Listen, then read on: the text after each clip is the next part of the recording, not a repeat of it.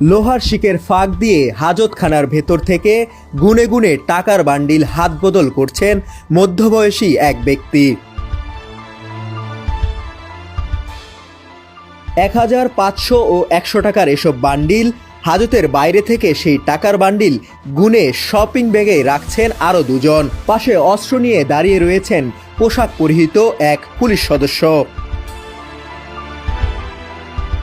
এ দৃশ্য গাজীপুর মহানগর পুলিশের টঙ্গী পূর্ব থানার হাজতখানার। টাকা লেনদেনের ২২ সেকেন্ডের একটি ভিডিও ফুটেজ সমকালের হাতে এসেছে। সেই ভিডিওর বিষয়ে খোঁজ নিয়ে জানা গেছে, হাজতখানার ভেতর থেকে টাকা গুনে নিচ্ছেন মোশতাক মোশাররফ টুটুল, আর পুলিশের উপস্থিতিতে হাজতির কাছ থেকে টাকা নিচ্ছেন মোহাম্মদ মহিউদ্দিন ও আরিফুর রহমান খান।